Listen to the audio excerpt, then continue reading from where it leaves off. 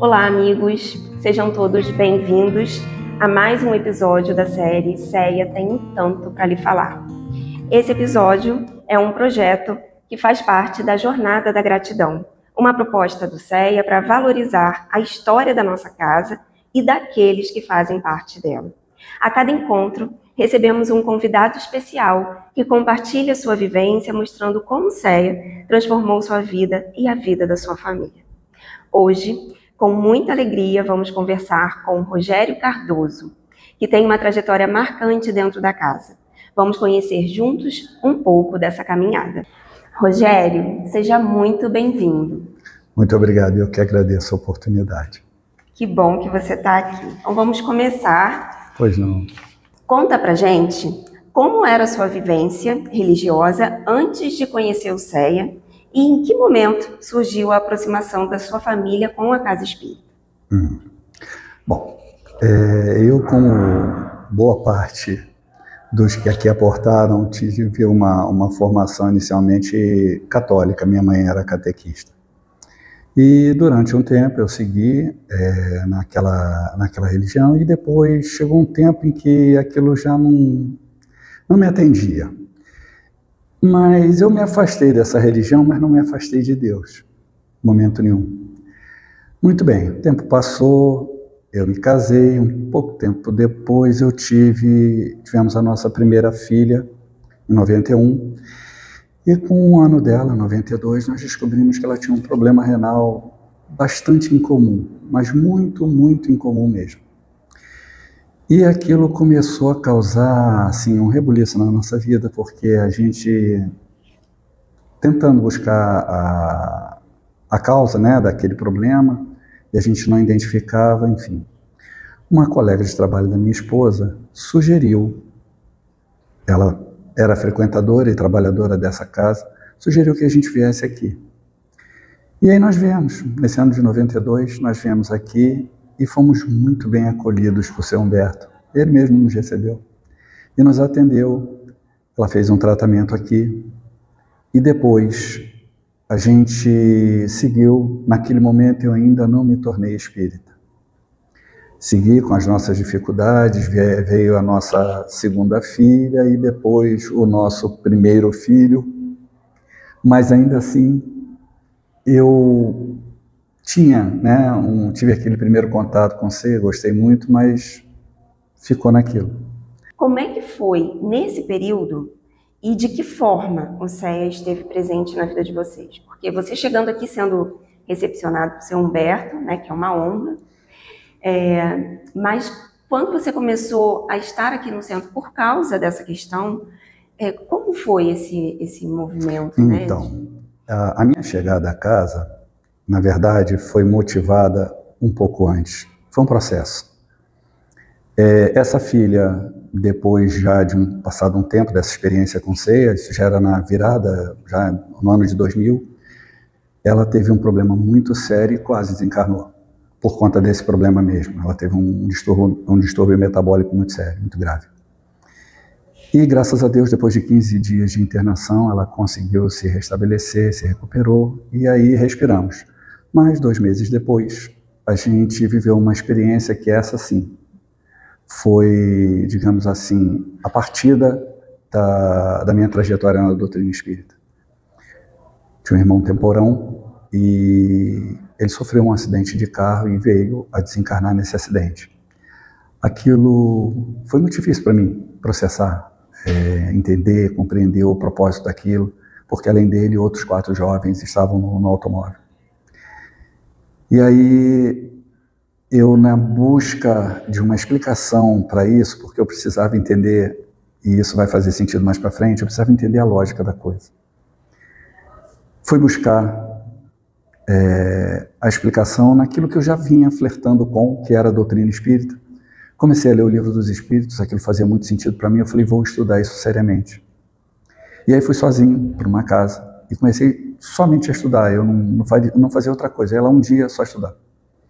Passado um tempo, aquilo por dificuldade de horário de trabalho, eu tive que mudar. Eu parei esses estudos e logo depois nós fomos para uma outra casa, aí eu, minha esposa e meus filhos. Ficamos um tempo nessa casa, mas era muito distante, morávamos aqui em Irajá, e aí nós decidimos que íamos procurar uma casa próxima da nossa residência. Bom, a escolha foi mais ou menos clara, porque a gente já tinha referência daquele encontro, daquele acolhimento que a gente teve no CEIA. Viemos para cá.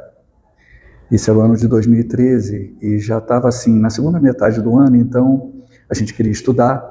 E aí começamos no ciclo de palestras. No ano seguinte a gente começou no Livro dos Espíritos. E no ano seguinte, 2015, meu filho começou a ter uma série de problemas, inclusive espirituais, e mais uma vez essa casa nos acolheu. E ele começou a fazer um tratamento longo aqui, em paralelo com o apoio psicoterápico. E foram momentos bem difíceis, esses primeiros anos.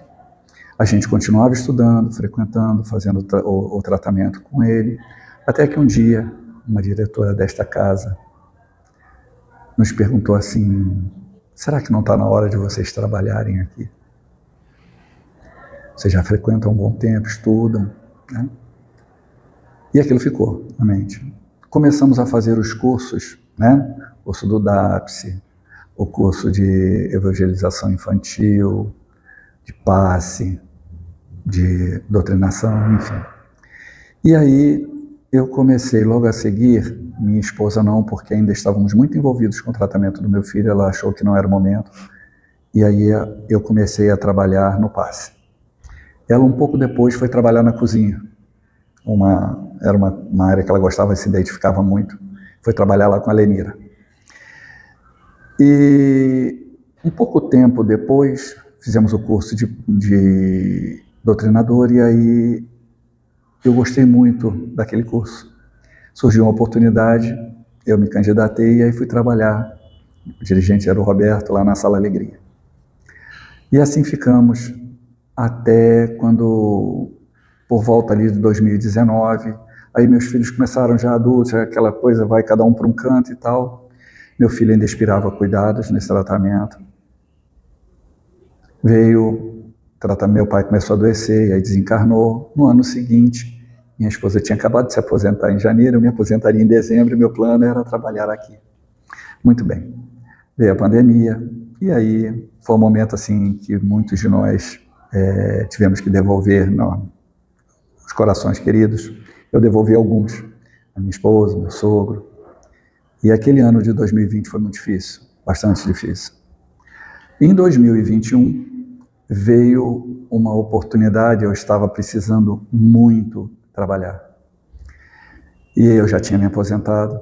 E aí surgiu a oportunidade, na reunião de terça-feira à noite, começaram a formar equipes, né?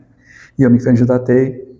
Aí o Antônio, que estava dirigindo, organizando esse trabalho, me colocou numa das salas e me pediu que dirigisse o trabalho, a reunião.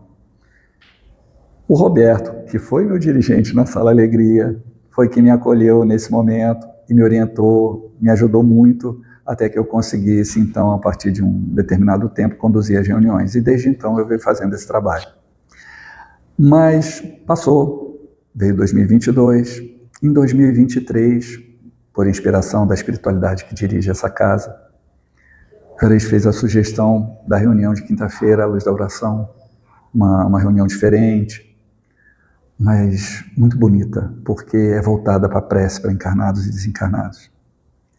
Eu me identifiquei muito com aquela reunião também, novamente, me candidatei, me voluntariei. E aí, novamente, eu fui chamado a devolver um pouco do que a casa já tinha me dado.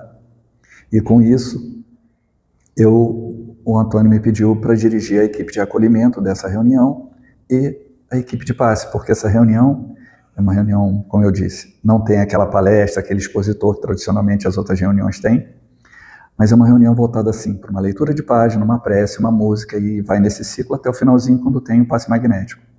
E, em paralelo, tem voluntários que, para quem deseja conversar, desabafar, ter uma conversa fraterna, tem uma sala dedicada a isso, e tem, em paralelo, duas salas que se dedicam à psicografia. Então, assim, uma reunião que me fez muito bem e me agradava a proposta dela, porque acolher de uma forma diferente. Todas as reuniões aqui são acolhedoras, mas essa acolhe de uma forma diferente porque tem uma outra dinâmica. E eu gostei demais daquilo. Muito bem, chegou no final desse ano de 2023, o Antônio Augusto, que dirigia a reunião, veio com uma proposta desafiadora. Me convidou para facilitar o Livro dos Espíritos na segunda-feira à tarde, que era o horário que eu estudava. Eu confesso para você que eu não me senti à altura da tarefa, mas se o convite veio, é porque certamente eu seria amparado para que aquilo desse certo. E de fato fui, eu aceitei o convite. E fico muito feliz de ter aceito. Vem caminhando bastante pelos trabalhos, né? A gente vê que você teve aí um período em que estava mais dedicado ao estudo, né? Que quando começou pelo ciclo de palestra. Sim. E aos poucos também ficou um tempo estudando e com isso a família foi chegando junto, né? Dá para perceber o passo a passo, né, dessa aproximação. E aí depois veio o trabalho, né? Uhum. E aí vieram outros desafios, porque muitos desafios, muitas despedidas, e dá para perceber o quanto que você se dedica e o quanto você tem a gratidão em ser convidado para um trabalho. Queria te perguntar, diante dessa trajetória, o que você percebe de diferente depois do estudo e do trabalho na Casa Espírita? Nas duas experiências anteriores ao CEIA, eu basicamente estudava. Eu não cheguei a trabalhar na casa. Até tentei na segunda, mas aí, por uma série de circunstâncias, não foi possível. Quando eu cheguei aqui, e toda aquela problemática que tinha com meu filho, a gente demorou um pouco a entender que dava para trabalhar também. Que a casa estava nos oferecendo muito, mas a gente também podia devolver um pouquinho do que a gente recebia. E conforme as oportunidades foram surgindo e a gente foi aceitando, nós fomos entendendo como essa casa acolhe, como essa casa orienta. E quando a gente efetivamente aceita a proposta não só de estudar, de frequentar a casa, mas de estudar e mais ainda de colaborar com ela, aí sim a gente cria uma relação estreita, não só com a casa, mas com a doutrina. Uhum. E isso tem um norte, dá um equilíbrio, porque mais para frente, quando a vida nos convidou a desafios maiores, esse período na casa, de estudo e de trabalho, nos fortaleceu, nos qualificou para enfrentar esses desafios com proveito, sem desespero. Sim. E dentre todos esses trabalhos, qual você se identificou mais? Porque ainda tem um que você não falou, que é o do mutirão, né? Sim, Mas você falou aí de vários trabalhos. Qual deles você se identifica mais? Ou qual que você tem aquele carinho especial? Eu acho que todo o trabalho na casa é importante e, assim, a diversidade de trabalhos, de possibilidades de colaborar nessa casa é o que me encanta, porque não tem jeito de você não se achar em algum espaço. Exatamente. Tem alguma tarefa nessa casa que você há de se identificar. Sim. E isso é muito bom. Eu me identifico com todas as que eu faço. Eu gosto de todas elas. Mas tem duas assim que me tocam profundamente.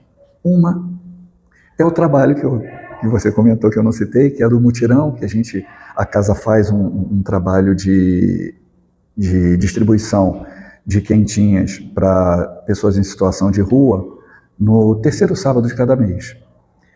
E como minha esposa trabalhava na cozinha, boa parte da equipe da cozinha trabalhava nesse mutirão, eu acabei conhecendo, enfim, fui trabalhar nessa tarefa. Essa tarefa me encanta muito, eu gosto muito desse trabalho. Mas assim, o trabalho que realmente mais me identifico, porque eu vejo ali acontecer tudo. Você desenvolve, consolida o conhecimento da doutrina que a gente aprende aqui dentro. Você aprende a conviver e você aprende a enxergar o futuro.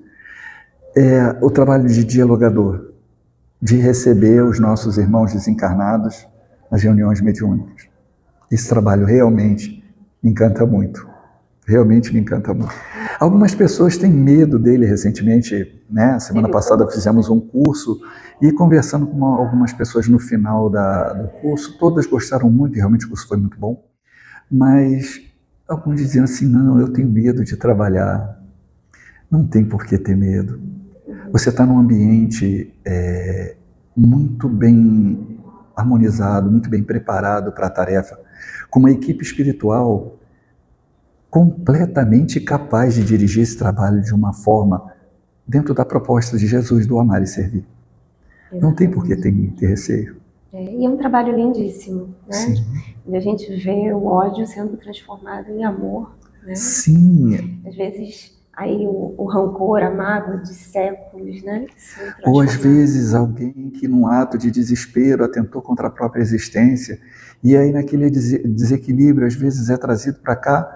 É claro que isso é um processo longo e muitas vezes os irmãos e irmãs que nos visitam aqui, né, por orientação da equipe espiritual que dirige o trabalho, já sofreram, já passaram por diversas etapas daquele tratamento, né, de se reequilibrar, mas uma parte desse processo é feita aqui e a gente pode acompanhar, e aí a gente vê o que a gente lê nos livros, como na trilogia de Ivone do Amaral Pereira, ou no Memórias de um Suicida, aí você vê aquelas situações e você vê a transformação da dor em esclarecimento. E você vê as pessoas, esses espíritos se reequilibrando. É um processo. Aqui, a etapa na nossa reunião mediúnica também é um pequeno trecho desse processo enorme de reequilíbrio, mas é muito gratificante ver a assistência, o acolhimento, o carinho com que essa casa trata encarnados e desencarnados. Exatamente, realmente. Bom, a gente já está caminhando para o fim e eu queria perguntar para você, hoje, depois de tantos anos de caminhada, o que o CEA representa na sua vida e na vida da sua família? Olha, o CEA é a expressão do que deve ser uma casa espírita, do que é a própria doutrina espírita. É acolhimento. Eu tenho um profundo sentimento de gratidão pela acolhida que eu tive nesta casa e a minha família e pela oportunidade de retribuir esse acolhimento acolhendo também. É basicamente uma relação de amor e gratidão. É isso. É isso que o CEA representa para mim. Que lindo. Para a gente fechar, Rogério, deixa um recado, de repente, para alguém que está passando por tantas dores, né? A gente já teve aqui tantas pessoas que vêm contando as dores e vêm contando as superações, né? Ou chegaram através da dor, ou se prepararam para receber essa dor, né? Através da doutrina espírita aqui na casa. O que você falaria para alguém que está ouvindo a gente, vendo a gente, que está passando por alguma dificuldade e ainda não conseguiu ir para uma casa espírita, pedir ajuda, acolhimento, orientação?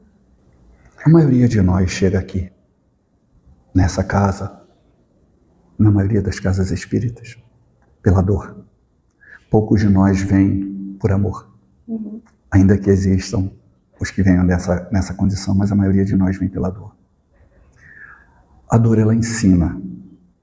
A dor, ela fortalece. A dor pode até direcionar. Se a gente souber canalizar essa experiência com a dor para a direção certa. Com certeza, uma casa espírita pode ajudar nesse propósito, porque a doutrina espírita tem esse propósito de esclarecer, de consolar e de nos dar as ferramentas para superar essas dores, entendendo o propósito delas. Então, se a dor te visita uma casa espírita. Visita o CEA. Com certeza você vai ser muito bem acolhido aqui. E aqui você vai ter oportunidade de ter contato com a doutrina espírita. E essa doutrina espírita vai com certeza te ajudar a ressignificar a tua dor. Porque acredite, tudo, absolutamente tudo na vida tem um propósito. Porque Deus, o Pai infinitamente justo, bom e amoroso, não nos ofereceria uma proposta, uma experiência, ainda que dolorida, que não tivesse um propósito útil. Aqui, você vai entender esse propósito. É isso, né? Muito obrigada, Rogério. Não, eu que agradeço. É uma alegria poder ouvir sua história, perceber como Céia foi presença de luz em tantos momentos da sua vida e da sua família. Seu exemplo mostra que, mesmo diante de maiores dificuldades, é possível reencontrar a fé, se fortalecer e se colocar a serviço do bem.